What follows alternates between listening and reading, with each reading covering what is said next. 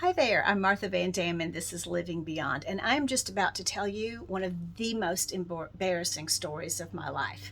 This happened when I was about 14, and if this video cuts you off, you're going to want to follow the link to get the rest of this story. This happened when I was about 14, and here I am nearly 50 years later, and it still resonates with me as a painful experience. Let me set the stage. So, back in the day, in PE classes, you remember PE classes? Back in the day when it was time to decide who was going to be on teams for a specific event in PE, somebody came up with the cruel and torturous and wicked method of determining teams like this. And this is what happened to me. The PE teacher picked two team captains. She put everyone in a circle in the middle of the gym floor. So big gym, middle of the gym floor, all the kiddos, all the little girls. And one team member gets pulled to one side of the gym and another team member gets pulled to the other side. And those team members then begin picking people. You know where this is going, don't you? They begin picking people, but you'll never guess the end of it. They begin picking people from the circle. And as someone gets picked from the circle, that person goes and sits with their new team. Right away, you can imagine this may be okay if you're going to be one of the first few picked, but if you're not, it doesn't feel real great. So for me, at 14, maybe 13, I'm not exactly sure, I'm sitting in the middle of the circle in this gym, and the group is getting smaller and smaller and smaller until it comes to the point that it's just me and one other young girl sitting in the middle of that floor. Now, I must break in and say, I can still remember how humiliating it felt to be in that crowd of girls that got smaller and smaller and smaller as I sat in that room, and it's been nearly 50 years. So I'm sitting down in the circle. There's one other person with me, and I also can remember this. I thought, oh, they'll pick me next. I at least have some friends in here, and I'm not as awkward as she is, and surely I'll be the one who gets picked next. Hold on for it, because even this isn't the end of the story. So you can imagine she is the one who gets picked, and now I'm sitting in the middle of the gym floor completely by myself. All the people picked to their teams, and there I sit, unwanted. And I'm thinking in that moment, finally, this is going to be over. They're going to have to call my name, right? Whew, finally, we're to the end of this, and I'm going to get to at least to get off to the side.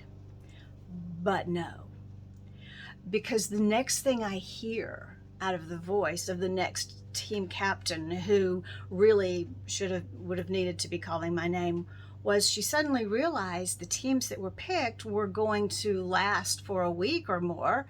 And so she says, "Who's absent?" Yeah.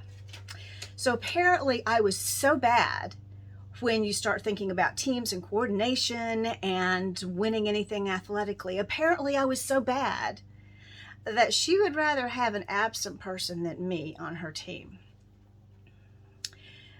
End of that story, except to say that the message I got from that story while I was sitting in that experience in the middle of that floor was, you're not good enough. You're not wanted. You don't measure up. We don't want you with us. Something's wrong with you. Everybody else is better than you. You'll never do it well enough. Do you see what I'm saying? Sitting in that room, in that floor, that was the message that was hitting my very young brain. And I might add, a brain not mature enough to be able to discern what was actually happening. Not mature enough to understand that the whole setup should have never been in place. In the next school I went to, I remember in one class, the teacher thought it was a real fun idea and thought it would be motivating to the kids for him to hand out test grades and assignments from order of highest to lowest. So if you didn't happen to be that great student, or even if you did, but you happened to have a bad day, everybody knew if you were waiting on your paper to be handed to you. And he would walk around and hand out the papers. So if you're the one waiting for a long time without a paper, real clear, you didn't measure up again. Is it any wonder that sometimes our young adults and maybe older adults struggle with feeling adequate and like we can measure up somehow, like we're wanted? Is it any wonder that we maybe struggle with some of those ideas when we faced these kinds of things growing up? I don't think it is. So what I would like to look at about what I learned from this story is our mind looks for things to tell us when we are experiencing anything. It looks for the messages. No one yelled out to me, "You're not wanted, you're not good enough, something wrong with you," but the actions, my brain absorbed the actions and my brain told me that. I've learned a lot, of course, since then, and I understand a whole lot more about how a person's words and actions speak all about them, but they don't speak about me. But I also have learned how our brain will take events. It will try to come up with an answer or explanation for what's happening, and we don't realize that's going on in the background. So the answer in this, the moral of this story is, you and I, over the course of our lifetime, have picked up beliefs about ourselves that are rooted in our experiences. Some of those experiences may have been amazing and wonderful, and some of them may have been humiliating and painful. It does us well, it is a benefit to us to do some deep dives into what is it that I actually believe.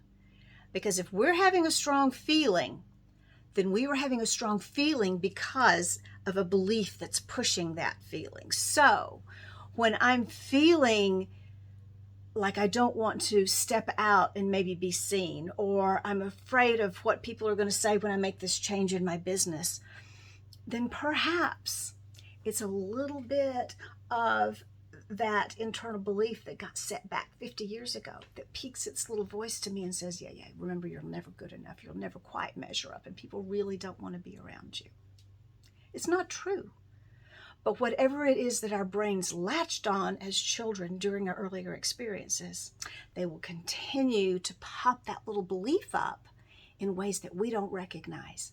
So it can be invaluable digging in to figure out what are some of the beliefs I have about myself and about life. It's a deep task, but I hope that you'll do it. So next time you have a big feeling, sit back with it instead of pushing it aside. Sit back with it and ask yourself, wait, where did this come from? What belief do I have to have in order to feel this way?